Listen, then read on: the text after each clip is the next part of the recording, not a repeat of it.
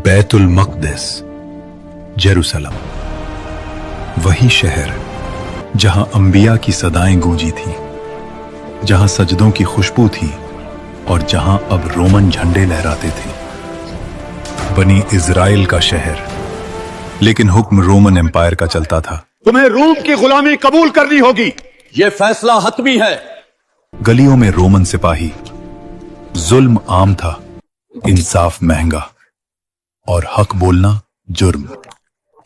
Roman कानून के नीचे बनी इजराइल सिर्फ सांस ले रहे थे, जीना उनके इख्तियार में नहीं था। इसी अंधेरे दौर में अल्लाह ने अपनी रहमत का सिलसिला शुरू किया। हजरत जकरिया अलैहिस्सलाम। कुरान कहता है वो नबी भी थे और हजरत मरियम के कफील भी। एक दिन जकरिया अलैहिस्सलाम मेहरब में गए तो देखते कि मरियम अलैहिस्सलाम के पास ऐसा रिस्क था जो इस शहर की जमीन पर मिल ही नहीं सकता था। जकरिया अलैहिस्सलाम ने पूछा, ऐ मरियम, ये तुम्हें कहां से मिला? मरियम अलैहिस्सलाम ने कहा, ये अल्लाह की तरफ से है। यहीं से जकरिया अलैहिस्सलाम के दिल में यकीन और गहरा हो गया और ये वक़िया अपनी बीवी को बताया।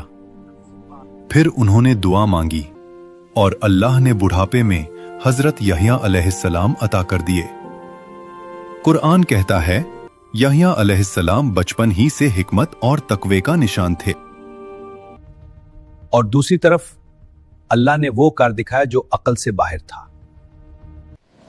एक दिन मरियम अलैहिस्सलाम के पास एक फरिश्ता आया। मरियम अलैहिस्सलाम उस फरिश्ते से अनजान थीं और उन्होंने कहा, मैं रहमान की पनाह लेती हूँ, अगर तू परहेजगार है तो दूर रह। जवाब आया, मैं तेरे रब का भेजा हुआ फरिश्ता हूं। फिर वो अल्फाज जो तारीख बन गए। मैं अल्लाह की तरफ से तुझे एक पाक बेटे की खुशखबरी देने आया हूं। मरियम अलैहिस्सलाम ने कहा, मुझे बेटा कैसे हो सकता है जब किसी मर्द ने मुझे छुआ नहीं। जवाब सिर्फ इतना था, ये तेरे रब का फैसला है और अल्लाह हर चीज पर कादिर है। मरियम अलैहिस्सलाम समझ चुकी थी, ये बशारत नहीं, इम्तिहान है। और बैतुल मक़दिस को अभी पता भी नहीं था कि जल्द ईसा इब्ने मरियम पैदा होने वाले हैं। और जब हजरत ईसा अलैहिस्सलाम पैदा हुए तो लोग बोल उठे, ये कैसा जुर्म है? मगर अल्लाह ने गोद में मौजूद बच्चे से जवाब दिलवा दिया, मैं अल्लाह का बंदा हूं, उसने मुझे नबी बनाया। यह सिर्फ जवाब नहीं था, यह बैतुल मक़दिस के लिए तनबीह थी। कुछ ही अरसे बाद ईसा अलैहिस्सलाम ने तबलीग शुरू की। अपने पड़ोसियों से वैसा ही प्यार करो जैसा तुम खुद से करते हो। वो शहर शहर गए, गांव गांव गए, लोगों को हक के रास्ते पर चलने का हुक्म दिया।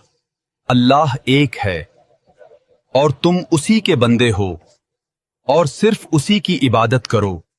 उनके साथ कुछ सच्चे साथी भी थे जो दौलत के लिए नहीं, हक के लिए चले। ईसा अलैहिस्सलाम ने जब मुअज़्ज़ात दिखाए, जब मट्टी से परिंदे बनाकर उन्हें जिंदा कर दिखाया, जब अंधे देखने लगे,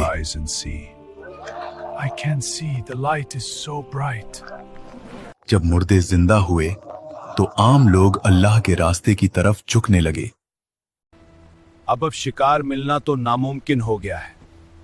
रूमी सिपाहियों को इस बार पैसे ना दिए तो वो तुम्हारी जान ले लेंगे। अल्लाह तुम्हारी मदद करेगा, अब जाल उठाओ।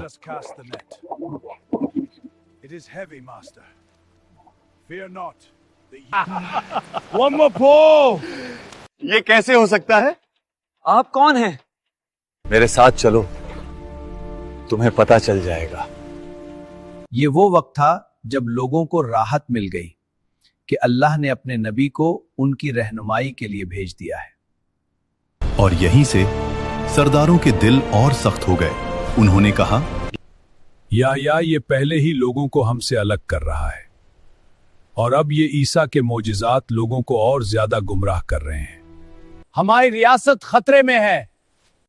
तफसीर इब्ने कसीर बताती है, यहूदी सरदारों ने रोमन हुक्मरानों के पास जाकर कहा, याह्या और ईसा बगावत करवा रहे हैं, ये खुद को बादशाह कह रहे हैं। झूठ था, लेकिन रूमी तलवार को सिर्फ हुक्म चाहिए होता है। गवर्नर ने पूछा, तुम चाहते क्या हो? जवाब आया, इन्हें गिरफ्तार करो। तफसीर इब्न कसीर बताती है, याह्या अलैहिस्सलाम उस वक्त हुक्मरानों के जुल्म और गलत रिश्ते पर हक बोल रहे थे, तो रोमन और यहूदी सरदारों ने उन्हें कैद कर लिया और आपने सरदारों के सामने कत्ल करवा दिया। शहर ने खामोशी इख्तियार कर ली। एक शख्स भागता हुआ ईसा अलैहिस्सलाम के पास आया और कहने लगा, आपके खालाजाद भाई हजरत याहिया को उन्होंने कत्ल करवा दिया है। ईसा अलैहिस्सलाम समझ गए कि जेरूसलम में उनके खिलाफ भी साजिश हो चुकी है। एक बार फिर अल्लाह के नबी के लिए कत्ल का फैसला जा रहा था। चेहरों पर तकवा का लिबास, मगर दिलों में हसद और खून। ईसा इब्ने मरियम हद से आगे जा चुके हैं। लोग उन्हें नबी कहने लगे हैं। अगर ये जिंदा रहा तो हमारी अदालत, हमारी तौरात की तशरीह सब खत्म हो जाएगी। यहां तफसीर इब्ने कसीर के मुताबिक ये लोग हक को पहचानते थे मगर उसे छुपा पाते थे। हमने पहले भी योहिया को खामोश कर दिया था। खामोशी छा गई। जवाब आया, ईसा का भी अंजाम वही होगा, मगर हम खुद हाथ गंदे नहीं करेंगे। सब समझ गए। एक रबी ने कहा, हम रूमी सरदारों से कहेंगे कि ईसा बगावत कर रहा है, ये खुद को बादशाह कहता है। फिर कलम उठाया गया। ईसा इब्ने मरियम कौम के लिए खतरा। उस कागज पर मोहर लगी और फैसला सुना दिया गया।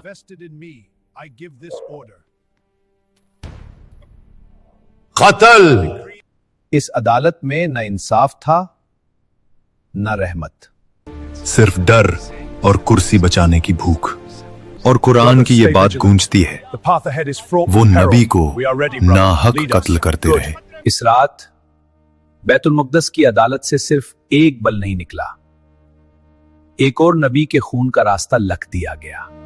और उन्हें लगता था कि इस दफा ईसा इब्ने मरियम बच नहीं पाएगा, मगर वो ये भूल चुके थे कि जिस रब ने मरियम अलैहिस्सलाम को पाक रखा, जकरिया अलैहिस्सलाम की दुआ कबूल की, यहया अलैहिस्सलाम को शहादत के बाद भी लोगों के दिलों में जिंदा रखा, इसी रब ने ईसा इब्ने मरियम को सिर्फ तबलीग के लिए नहीं भेजा था। ये घटिया लोग अपने सच्चे नबी के खिलाफ साजिश कर रहे हैं। तफसीर इब्ने कसीर में आया है कि उस रात ईसा अलैहिस्सलाम अपने चंद वफादार साथियों के साथ बैठे हुए थे। कमरे में खामोशी थी, ऐसी खामोशी जो तूफान से पहले होती है। ईसा अलैहिस्सलाम ने कहा, आज रात तुम में से एक शख्स मुझे दुश्मनों के हवाले करेगा। साथियों के चेहरे बदल गए। किसी ने कहा, आए अल्लाह के नबी, क्या वो हम में से ही होगा? ईसा अलैहिस्सलाम ने निगाह उठाई और फरमाया, वो यहीं बैठा है। दिल तेज धड़कने लगे। तफसीर के मुताबिक वो शख्स यहूदा युदास था, जो जाहिर में साथी मगर दिल में लालच और खौफ रखता था। यहूदा की आंखों में लर्जिश आई। वो खामोशी से उठा और कमरे छोड़कर निकल गया। एक लड़के ने पूछा, क्या हम उसे रोकें? ईसा अलैहिस्सलाम ने सिर्फ इतना कहा, जो लिखा जा चुका है वो होकर रहेगा। और उस रात गद्दारी ने अपना कदम उठा लिया। अल्लाह ने फरमाया, ए ईसा, मैं तुझे अपनी तरफ उठाने वाला हूं और तुझे काफिरों से पाक करने वाला हूं। और फिर ईसा ने वो बात कही जो आने वाले वक्त के लिए तारीख बन गई। मेरे बाद एक नबी आएगा, उसका नाम अहमद होगा।